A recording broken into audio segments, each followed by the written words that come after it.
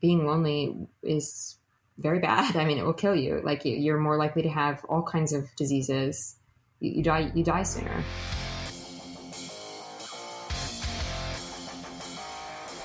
That's Kristen Radtke, this week's guest for episode 266, if I'm counting right, of the Creative Nonfiction Podcast, now in its 9th year. It's the show where I speak to badass people about the art and craft of telling true stories. Kristen is the art director for The Believer magazine, and her new book, Seek You, A Journey Through American Loneliness, combines her beautiful drawings with meditations on what loneliness is, the epidemic of loneliness, we might call it. It spoke to me, and I shared several instances of my chronic battles with loneliness with her, but I deleted most of them.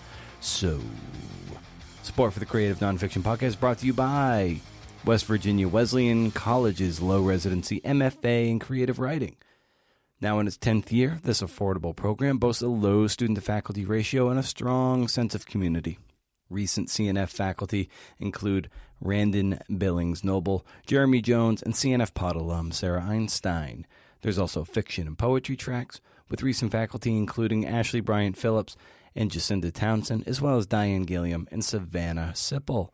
No matter your discipline, if you're looking to up your craft or learn a new one, consider West Virginia Wesleyan, right in the heart of Appalachia. Visit mfa.wvwc.edu for more information and dates of enrollment. And support for the podcast is also brought to you by HippoCamp 2021. It's about a month from now. It's back in Lancaster, Pennsylvania. Registration's open. It's a conference for creative nonfiction writers. Marion Winnick will be this year's keynote speaker. We've got a debut CNF author panel featuring Lily Danziger, Greg Mania, Carol Smith, and Janine Willette. It's August 13th through the 15th. Dig it, man. Use the promo code CNFPod21 to get $50 off your registration fee.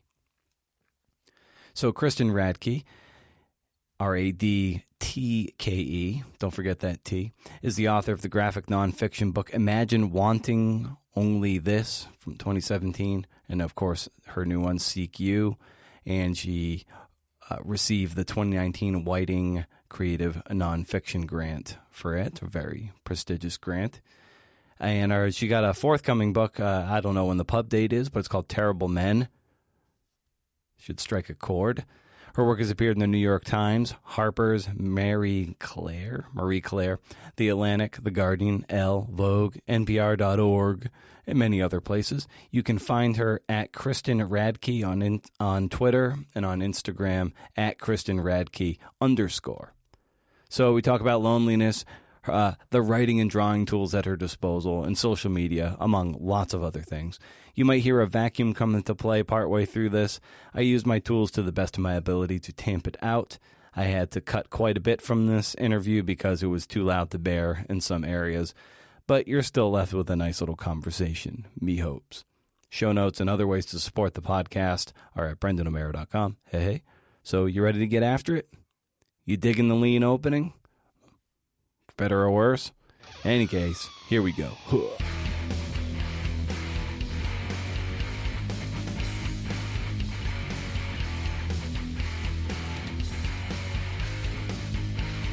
What am I reading these days? I am right now. We go through these cycles at my day job at the Believer magazine, where there are twice in every magazine cycle when I'm just like glued to my computer and only looking at the Believer magazine. And one is when the issue goes live online, and the other is when the issue goes to press. And we're doing both of those simultaneously right now. So right now, the only thing I'm reading is the Believer magazine.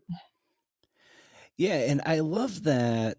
I love talking day job stuff with people who come on the show. I think it puts a lot of other people's minds at ease too, because when we see celebrity type writers or people we really admire, sometimes we think that when they have that book come out or they have a book that's getting some attention, that like that is the only thing. That's it. Yeah, they can quit their job and it'll make them rich or something. Exactly right. And you've got, prominent bylines. You're art director for Believer, as your day job, and then you've got these beautiful books that you turn out. It's so it's good to see good to see that. And I love getting people to talk about that. So, in what ways are you be able to sort of thread the creative work that you want to do, like Seek You, around your day job? It's hard. I mean, I think that one of the great benefits of my day job is, well, one, it's a creative job. I work with artists who kind of understand that we all have these creative projects going on in addition to our day jobs, but also I live on the East Coast and my job is on the West Coast. So my time can be a little bit flexible. I have a couple of hours in the morning to work before everybody else that I work with wakes up. And so it means I don't have a ton of time in the evenings because I'm often working late. But I've never been one of those people who can like put in a full day at work and then come home and write at, like 8 p.m. That just, by that point, like I need to only like watch Netflix and like eat junk food.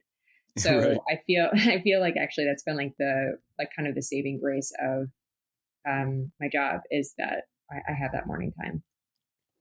Yeah. And given that you have a creative day job and you're creative outside of work, what's your relationship to, burning out or making sure you don't burn out, given that both things are, creatively, a creative foundation, if you will?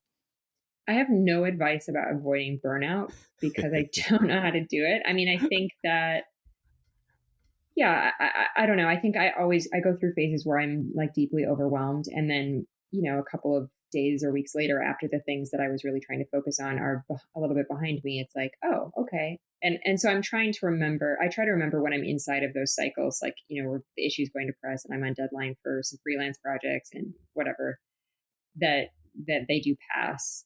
But in general, I think as I've gotten older, I've also felt more comfortable with stepping away from work in a way that when I was just starting out, like before my first book came out, I felt like I had a lot to prove, which is not to say I feel like confident in where I am in my career and that I don't have anything to prove, but I feel like I can take a breath. It's like, okay, I made a book. I can breathe for a second and like look at the sky or at plants or, eat junk food and watch Netflix, and that's okay. What's your junk food of choice? I mean, I cannot discriminate. Probably like gummy bears, but really, I have a very broad palate for junk food. What is the nature of being the art director for Believer magazine? So my favorite part of the job is that I edit our comics section, and so I get to work on narrative nonfiction comics and work with new artists, emerging artists, established artists, and that's a very collaborative process. Particularly now, we're doing a lot of interactive comics or animated comics online, and that the process of translating something from print to digital in that way is like very exciting and fun for me. And then I also, commission editorial art, cover art, feature art, stuff like that. Who are some of the illustrators out there who inspire you and put fuel in your tank? I'll say that the people I can keep talking about the Believer. Lisa Hook is an illustrator I worked with, a cartoonist I worked with on an animated comic called The Vine and the Fish about the xenophobic naming of invasive species. It is nominated for a National Magazine Award in digital storytelling, which is really exciting. Wow. And I love the work that she does. Her book is called Names and Faces, is coming out from Holt in a couple of years, and she will definitely be a cartoonist to pay attention to and watch. I love Brian Ray too, who does a lot of the work for like a modern love, and he also has a lot of books too. His sensibility is it's so sort of crude and pared down, but just hilarious too. Which is like one of the things that comics can do so well, is that sort of pared down quality. You can reduce something to its most essential parts.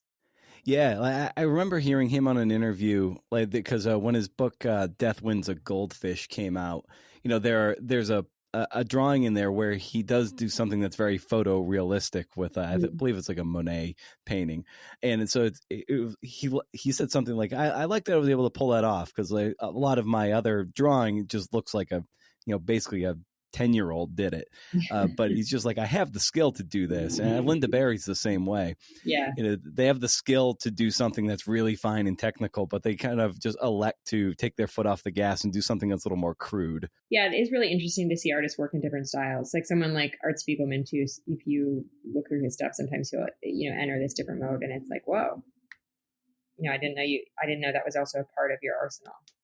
Yeah. Yeah, exactly. I love that. Like kind of part of your arsenal. There are different modes of creativity and writing and Mm-hmm. everything, and it's just like this is what I want to do. This is the best mode to tell the story, and I'm going to sort of it's like a pitcher having 4 or 5 different pitches. It's like depending on the situation and the count that the batter is under. It's like, all right, I'm going to change speeds, or I'm going to just throw a fastball by him. So it's just I like that term of having like an artistic different arrows in your quiver. Yeah, I mean, I don't understand sports metaphors at all, but I trust it. I trust you that that's what it's like. But it's true. I mean, it is true that writing and drawing are both about voice, and just like you might switch into a different tone or a different voice in prose, you can also do that in illustration. Voice, that's something I love unpacking on this show, and the development and the cultivation of voice. So how did you arrive at your particular style, writing voice, and even your visual voice, if you will? I don't know. I mean, I think that my writing voice is just kind of what naturally came out, which isn't to say that I haven't, worked hard and that it hasn't been refined over time, but I don't feel like I've intentionally tried to push it towards a specific mode. So, I mean, certainly like you enter a more ruminative mode or a, more serious tone. I'm not sure if that's really the same as voice. I always kind of get confused about ultimately what voice is in the end, but I feel like in drawing, my first book was kind of just how I drew naturally. It's like that's just what came out. And for this book and for other projects and for future projects, I do try to think a little bit more about, how can I best tell this story through a visual tone or a visual voice? Does that mean paring back? Does that mean, incorporating limited palettes or, more extreme palettes, more varied palettes, things like that? Well, something that struck me about Seek You was the use of just color as a storytelling element. And is that something that's always on your forefront about how color is going to elucidate a certain kind of a timbre or mood? I would say it's not at the forefront. Color is secondary. I often will draw a lot of a project before I go back and color it, just because I might change the direction or something might get cut, and I'm trying to just produce the work before I kind of go back and add a palette to it, just as a matter of like basic, self-protection in terms of my time.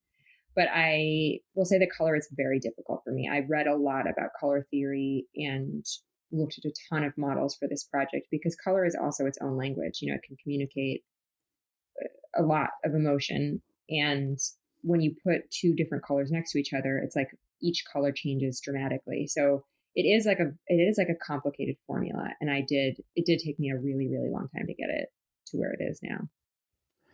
Yeah, when I've had conversations with political cartoonists too, where the writing has to be super lean and the drawing has to do its own heavy lifting. Sometimes they go hand in hand. Sometimes the writing comes first, and then it's like, how am I going to illustrate it? Sometimes the illustration speaks for itself, and you're like, all right, I'm going to write to the picture. For you, what's the calculus? What kind of, if you can put a finger on it or something, what tends to come first, the writing or the drawing? Usually the writing, almost always the writing. I mean, I might have a sort of abstract idea in my mind of something I would like to draw, like, oh, I'd really love to draw like a panoramic, spread about of whatever the street or, whatever, I might have an idea in my head for an image, but it's usually always like the text comes first. Although I do work back and forth. Like I generally wouldn't storyboard or script an entire project, like a book length project, before I would start to draw, because the drawing, I might do that in sections and chunks and then draw as I go. But one, that's just so arduous. Like the drawing is almost like a mental break from the writing in a certain way. So I feel like I can be more productive when I move back and forth. And two, I think they're more interesting when they're in conversation like that, where like the art isn't a response to the writing, but the art is really talking to and informing the writing early. And as I draw, it also changes my relationship to the text. And I realize maybe the text needs to be saying something different, or the text needs to be saying less or more, or something like that. And so you grew up in Wisconsin, is that right? I did. What kind of a kid were you? Were you that kind of solitary kid, drawing and writing and all that, or were you kind of a social butterfly? I was definitely the solitary kid, drawing and writing, which isn't to say I didn't want to be more of a social butterfly, but I lived in a very rural place, and I had quite strict parents. So I was very much like, I had very limited time with my friends or with people my own age. And so I spent a lot of time, I think, like brooding in my room with drawing or writing. So it actually turned out to be a gift, although my social skills were probably delayed as a result. In what way were your parents strict? I mean, they were just, I was their first kid. I was the only girl in my family. They're very Catholic, like, nothing Yeah. ultimately that original. It's pretty A very trite form of strictness.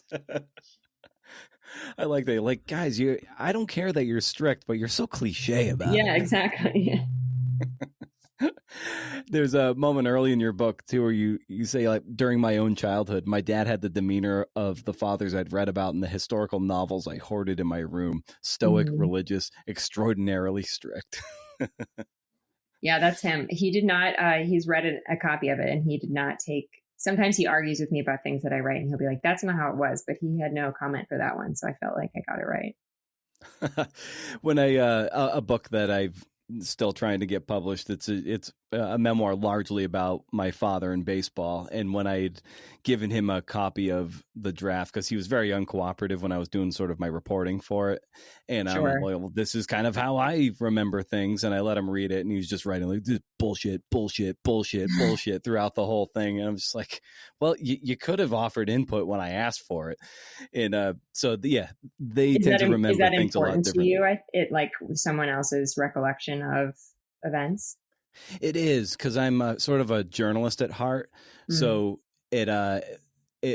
it's important to me to get like all sides of the story, and even if their recollection of it is in conflict with mine, I kind of like the idea of playing those off each other. You're interested in sort of that space between two people's recollections.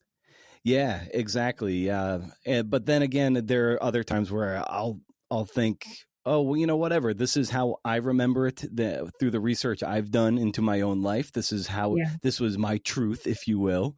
If you have a problem with it, go write your own. Yeah, there you go. So there's that element of it.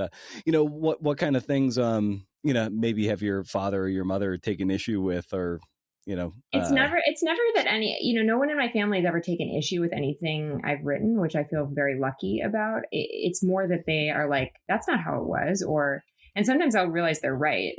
I'm not one of those people that's like wildly interested in the notion of verifiable truth. Like, I mean, it's not necessarily why I'm not writing necessarily as a journalist. If I were, if I'm writing about someone else's life in a journalistic way, of course I really do want to get that right. Like, it's mostly like, I remember after my last book, there was this scene that happened in Colorado, and my dad was like, funny that you wrote it like that's how it happened. And only when he said that I realized that I actually had completely constructed what had happened, like for, narrative effect or whatever. And I was like, oh yeah, that was completely incorrect.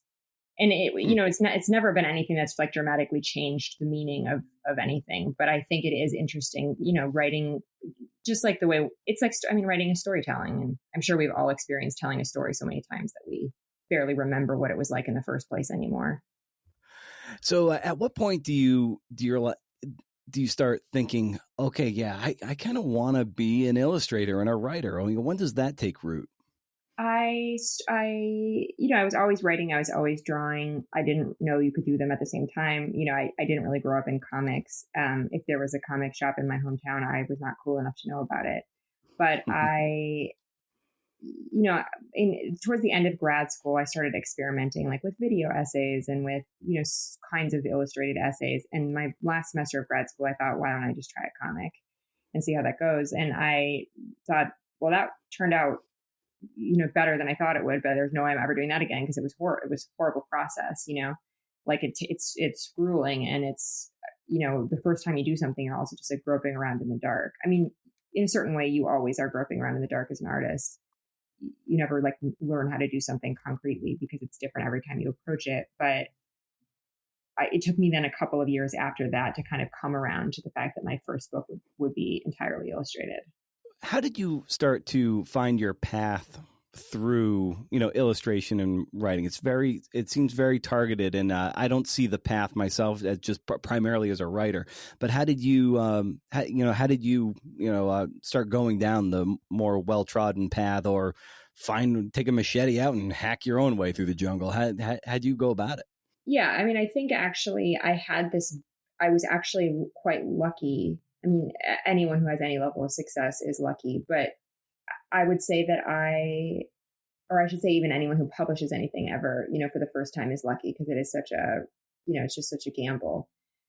I don't know. I think I was lucky in particular because I came from the literary world. I had relationships in the literary world, and then I started drawing. And so like my literary contacts were like, oh, this is something different than the stuff I normally see. And so sometimes it felt like there was an opportunity to place things in venues maybe I wouldn't have been able to, at that stage in my career, publish prose, because it was just different. And so I think I think that was like something that I was really lucky to do. I started doing these graphic book reviews, illustrated book reviews, and I think those were some of the first publications I ever got. Was I did book reviews basically in comics form. Oh, that's cool. I've recently, and I think it was just because I was reading, in reading your latest book too, how it would be, I don't know, kind of like a fun project to do, like to basically have like a monthly, an online magazine mm-hmm. where you're covering like the local community, mm-hmm. and it's basically a graphic novel of that month, and it's like a city council meeting or like a big one or something. And it's just like an illustrated city council meeting, and there's actual quotes from the people, and the prose is sort of the illustration itself, and then there's the dialogue and the back and forth. And it was like, oh, this is kind of a different way to sort of actually digest the news, and it's colored in a certain way. I don't know. It's just it's sort of an exciting medium for me as someone who's I just enjoy it a lot. It really it sinks into my brain better.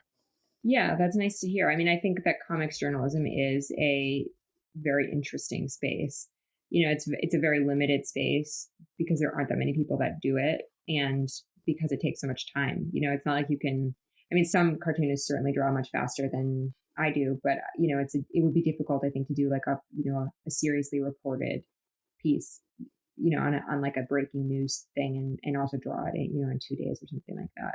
But I think there are, it's like another way to tell stories, and it can be I shouldn't say a more empathetic form or genre. It's not that it's more empathetic, but I think it has a lot of opportunity for empathy and for humanizing large issues that are sometimes hard to grasp.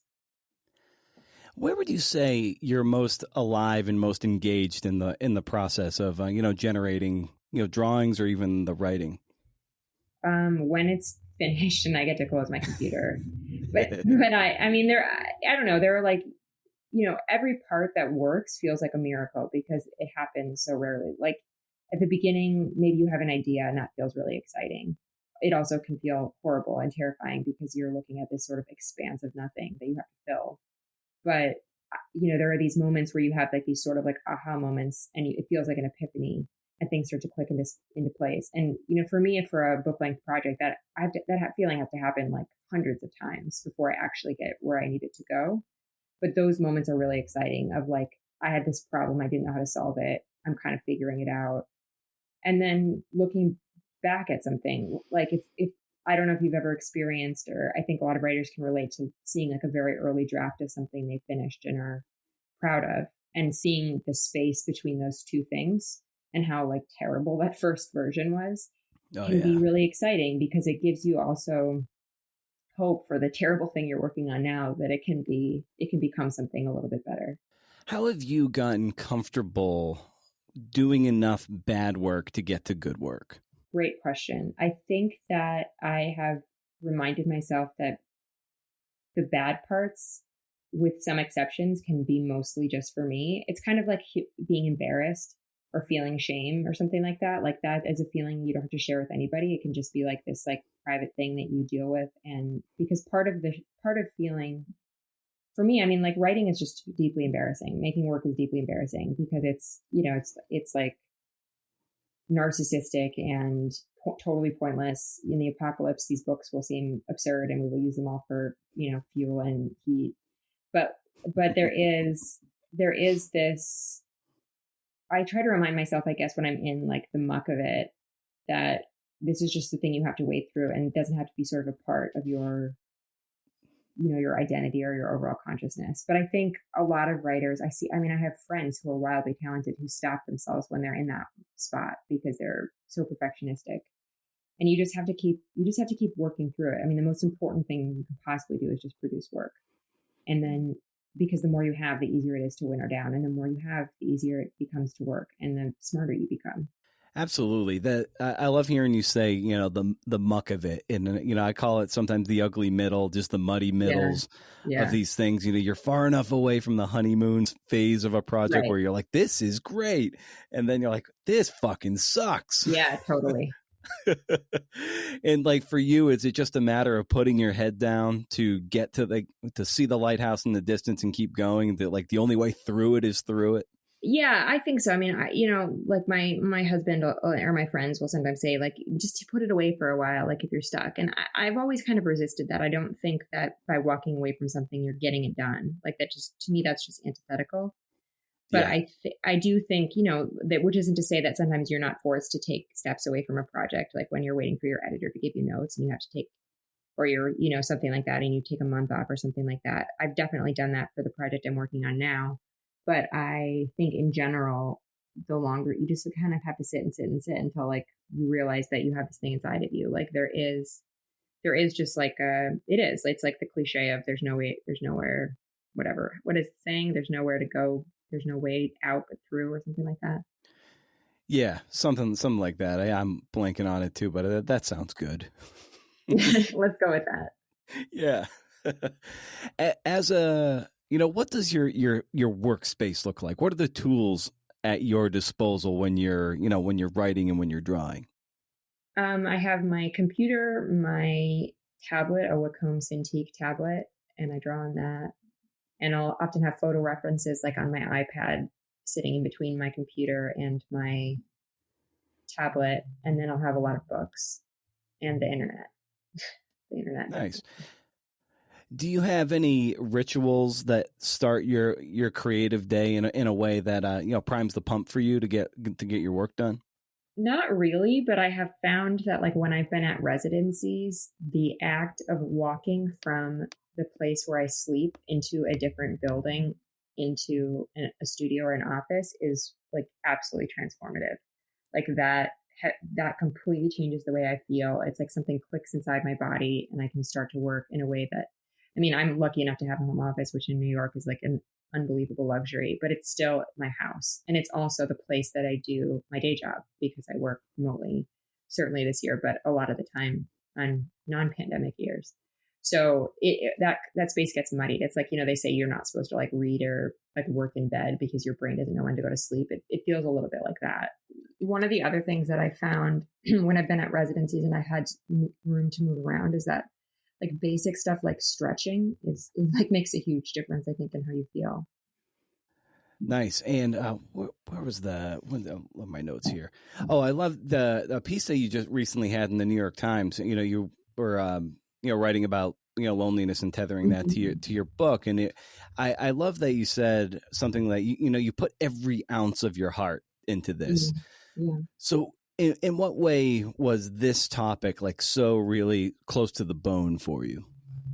I think that it's just like being lonely is just being a human person. And so I felt like I was writing about like, I mean, it's like sounds cheesy, but like the human condition in a way that I haven't before, because to me, I think it's like, it's this extremely universal feeling. It's this thing in a way that kind of connects us. Like our isolation is also like, what we all have in common. And so I also think that loneliness is such a broad and complicated thing that it just took me down these avenues I didn't expect. And so it was both like less personal and more personal than I would have thought when I first started the project. So I don't know, like, I think all in all, it did really surprise me how intensely I felt about the subject as I was writing it. Yeah, there was speaking of loneliness, it's something I contend with and have contended with forever and ever. And one particular moment struck me, and I always go back to it. Is when I was a sports writer for this newspaper in upstate New York, and I would get back late at night, 1 a.m, and I was just like me and my dog, and I would watch, Simpsons DVDs, but I would watch them with the commentary on. So it felt like I had like a group of like 5 friends watching an episode of The Simpsons. And it was like this thing to appease my loneliness at the time. So Yeah, I totally relate to that. But I guess my point being, like, I like that you solicited, some commentary from a lot of other people about like their most lonely moment in their lives. Like, how important was that for you to include that into, your sort of your exploration of loneliness? I don't know that it was important as much as it was just like moving to me to hear kind of like a collective voice. I think I've become more and more interested in that over time. Like, particularly when we're talking about like giant issues like loneliness. I mean, it surprised me when I first started talking about loneliness, like just with my friends when I was working on it, how much people wanted to talk about it, because we don't really talk about loneliness. And people had such, I think just like feelings of like pain or sadness or joy, like it's such an extreme emotion or state that people were just able to recall such specific moments and memories in a way that did really surprise me, and I found them just to be very beautiful. What do you think it is about loneliness that is so? It has a very deep taproot in us, Yeah. and like a lot of people can remember those very, like, the moment I was most lonely, and it can come to the forefront very fast. Like, what do you think that is about it? It's biological. It's like being hungry. It's something that we need. We need human connection in order to survive. Like in terms of all throughout evolution and pretty much today. I mean, like being lonely is really dangerous. I mean, that's one of the things I didn't expect to learn, or I didn't anticipate discovering, I guess, or that it was even true when I started working on the book, is that being lonely is very bad. I mean, it will kill you. Like you're more likely to have all kinds of diseases. You die sooner. So it's, we remember it and it feels so extreme to us because it is an extreme state and it's something we have to fix. Yeah, and talk a little bit about the you talked about loneliness being that it can kill you. Talk a little bit about the horrible rhesus monkey experiments from the, I'm blanking on the scientist, but you'll know. Harry Harlow, yeah. Yeah, like those really just cruel experiments. So, talk a little bit about that. So Harry Harlow, very famous scientist. Oh, my neighbor has started vacuuming. I hope that that will not be too loud. You'll be fine. Apologies if you hear it. Harry Harlow very famously studied rhesus monkeys. It's called the surrogate mother study, where he separated baby monkeys from their mothers at birth and put them with two fake mothers. One was made of wire and one was made of cloth, and the wire mother dispensed milk, and that was meant to dispel. He was hoping to dispel the rumor, or like the belief at the time, that babies only really loved their mothers because they like kept them alive and fed them, and that turned out to be the opposite experience that the monkeys had. They really wanted the soft, more loving seeming mother than the other like inanimate wire monkey. But what kind of happened to Harry over time was that he lost his mind. Like his studies became more and more kind of depraved, and he really began. I mean, certainly like isolating a monkey and separating it from its mother is already torture, but he started torturing them in pretty extreme ways and created, extreme situations for isolation. And I was just, I became really fascinated by him. I think like in any kind of science or, these important historical figures, we sort of think through them about the contributions that they make to science, but we don't think through the impulses there that led them to those discoveries or to that mode of inquiry. And Harry was a very depressed, very lonely person. And it was like he was enacting his sort of pain, confusion, suffering into these monkeys. Yeah, especially this horrifying was the solitary pit, like the triangle. Oh yeah, the pit of despair. the pit of despair where, yeah, it's just like, they would fight to try to claw to get out, and eventually they just curled up in a ball and gave up. Yeah. And those monkeys like never recovered. If someone like if a monkey had been in isolation for more than a year like that, there was no way for them to regain or rejoin a colony. It was like something was obliterated, like something in their brains were just obliterated, and it was impossible. Equally interesting is that a lot of times when an isolated monkey was put in like a cage or a habitat with monkeys that had been normally socialized, the monkeys that had been normally socialized just tried to kill the outsider. Yeah, and then there was the part of the study as well where they took like an isolated monkey, and it had grown up, and then they're like, oh, let's breed them and see if they become well-adjusted mothers, and they rejected and somehow outright and committed infanticide because they just weren't adjusted properly. Yeah, they didn't have any idea of how to care for another living thing if they'd never experienced being around other living things. And so much of our certainly we have biological impulses, but we also learn how to hone them by modeling behavior and by observing other people. And the same thing is true for monkeys and for a lot of animals, but particularly monkeys, because they're really just so similar to humans. I mean, they're so close to us. You also write and talk about how in popular culture, especially, that sometimes this loneliness or the solitary genius is very much celebrated, like a Don Draper or Walter White, if you will, like these kind of lone geniuses and wallowing in that kind of isolation. In what ways is that myth incredibly toxic to the culture? I would say in every way that myth is incredibly toxic. I mean, first of all, it's a very masculine trope. Like, it's rare that there are women that operate in that mode. Like, you of course have like the, like Mayor of Easttown right now. I'm watching that along with everybody else. Like, Kate Winslet is kind of that male that male sort of isolated figure there. Like, she's definitely stepping into that. She's sort of eschewing gender roles with that in that mode, but not really, like not quite in the same way. But the argument I make in the book is that those kind of lonely heroes on TV now, the Don Drapers or whoever else, are just like, they're sort of just like renditions of the American cowboy. And I think that's also rooted in, Americans love the underdog, Americans love outsiders, Americans love, American individualism and American exceptionalism. So I think those things are undeniably tied, but also like there is sort of like this, lonely men characterized in that way, like, handsome outsiders or something like that. It's very different than, like, they're not seen as pathetic because they're still desired. Like, Don Draper never has trouble finding someone to sleep with him. He's just like annoyed by everyone and like superior to them. Yeah. In what way has social media exacerbated the whole problem with loneliness, the epidemic of loneliness, if you will? I don't know if it has. I think that, certainly, like, if you look at the science of it, or like what psychologists say, they say like people who post more selfies on social media are more likely to be depressed or whatever, or like stuff like that. But I think that social media, I don't know. I don't think I have quite worked out like causality there. If there, I don't know if we're sort of enacting.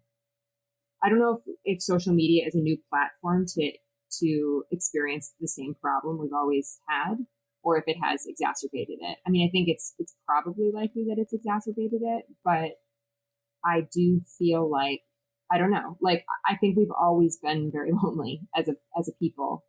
Certainly, maybe less so when we were all living in, villages and really depended on one another to survive. But in general, I think that social media is just sort of like a magnifying glass, maybe more than it is an amplifier in this particular case. Like, certainly I don't feel that way about like, politics or something like that, because there's no denying that social media has completely obliterated our, ideas of truth, and et cetera, et cetera. I really struggle with social media because I feel like it has a more insidious effect on people's psyche. I think it just makes, at least with me, I'll just speak for myself, it just tends to make me feel lousy most of the time, because it's that old adage, is nothing unique or no new insight here.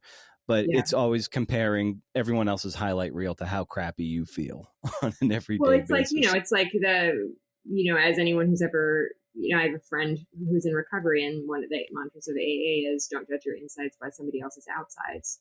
And like, certainly social media is a way to just see what someone has very carefully put into the world and compare that, like when you're in your house looking like shit, feeling depressed, like, it's those juxtapositions. But I think, I don't know, I totally understand what you mean about that part of social media. And I think I've related to that a lot, but I also feel like there are ways in which we can use it powerfully and valuably as a connecting tool. So if people who are sort of geographically isolated from one another or something like that. Like, I definitely feel like I've been able to, for example, if I have a friend who has a child on the other side of the country and we only see each other once or twice a year, I do feel more connected to them throughout the year than I would have previously if because they're posting videos and stuff like that, or photos and stuff like that. Like, I feel like it actually, in a certain way, it helps me develop feelings of love for people who I don't see every day, because I feel like they're still kind of present with me in a way that certainly communicating via text and stuff like that. But I don't know. I think that there are opportunities for us to use it to our benefit. Although I do agree there are a lot of risks associated with it. And I tend to not enjoy, I don't follow people who I think are constantly, posting like artful selfies, and the sort of Instagram influencer, sphere is a horrible, horrible space that I just don't interact with at all.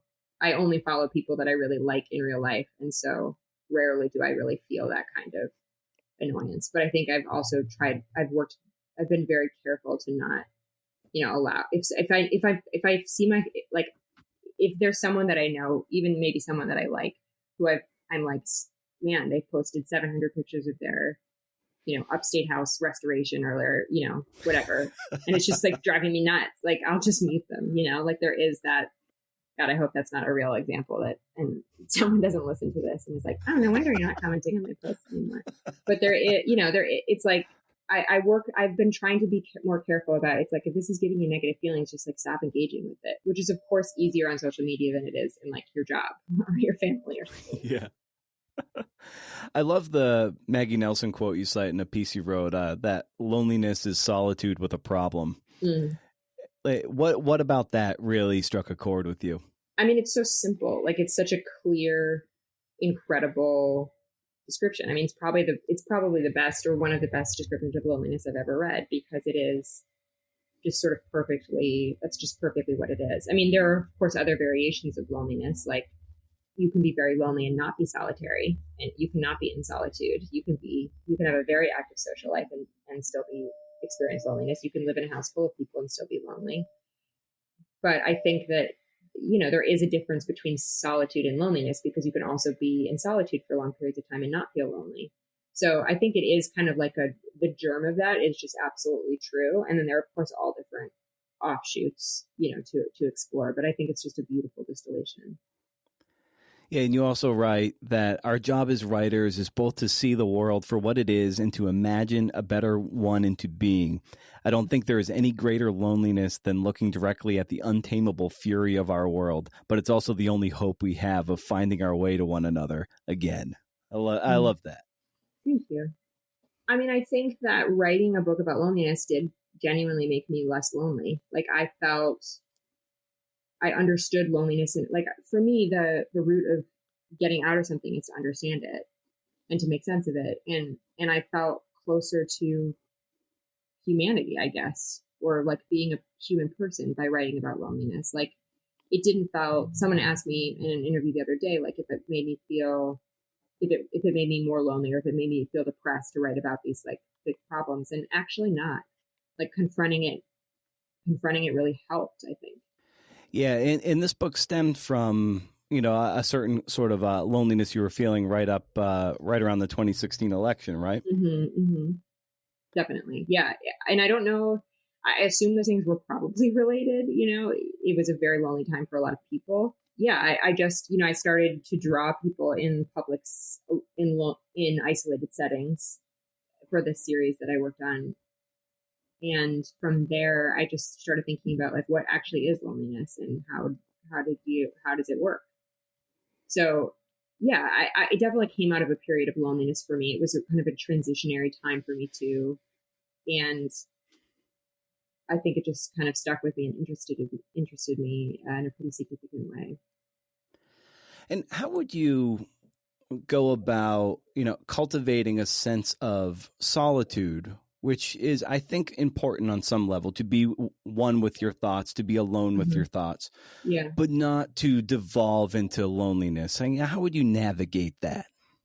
I mean, it's very different for everyone. Like, everyone has different thresholds for how much time they can spend alone, for how much time they want to feel alone. I have a friend who told me once she's never felt lonely in her entire life since she was like a young kid, which is amazing.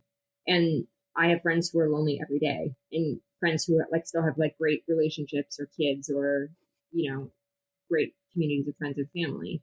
Like, everyone is just so different in that way. So I think it's about, we do have to protect our time alone, particularly as artists, because it's, unless you're a collaborative worker or someone with extraordinary focus, you have to spend a lot of time by yourself in order to work. So I think that is important, but it's kind of like that, like the Don Draper sensibility we were talking about. It's like Don Draper can, anytime he wants to be around someone, he can access that person, like, without question, because he's like handsome and rich and, suave and whatever. But with writing, it's, what you have, the goal is to have someone within reach, or people that you value within reach, when you're ready to reemerge. And I think that's the challenge, is that you can, like there's some studies that have kind of demonstrated that loneliness is contagious, that the longer you're lonely or isolated, the more likely you are to make other people feel like that, because you're not reaching out to them, so they're not going to reach out to you, kind of a thing. So I think sometimes spending a lot of time in solitude can be valuable, but risky, because you need to, our human relationships require work and maintenance, just like anything else. One more thing I want to ask you, Kristen, is, I love to get a sense of, get a recommendation from a guest for the listeners out there. Something that you would want to. It could be TV, it could be coffee, it could be a cool pair of socks. So, what would you recommend for the listeners out there? I would recommend having something other than writing, or you will lose your mind. Like, I think that you have to have like an activity that matters to you and that can fuel you, that's not your work. And so for me, I would say that's probably, and beyond like your friends and family, you kind of need something that's like I guess a hobby is the word I'm looking for. I'm like, I recommend hobbies, but I think, for me that's plants. Like, I grow plants, and I tend to them, and that makes me feel like it is very calming and meditative, but it's also like a way to track progress in time that isn't about producing work or something like that. I mean, I guess it kind of is about producing work, because it is work, and I am producing things, and they're like proliferating throughout my garden, but it's not tied to like capitalism or art or something like that. Like, I feel different pressures, and it's something that's like just purely for pleasure. I love it. Yeah. Creating a green space inside is really important. It's invigorating. It really is. Yeah, it totally. Fantastic. Well, Kristen, for people who are not already familiar with your work, where can they find you online and get more familiar with you? And of course, try to go and buy the book. I guess they can find me on social media. Yay. That terrible place. That's where I am.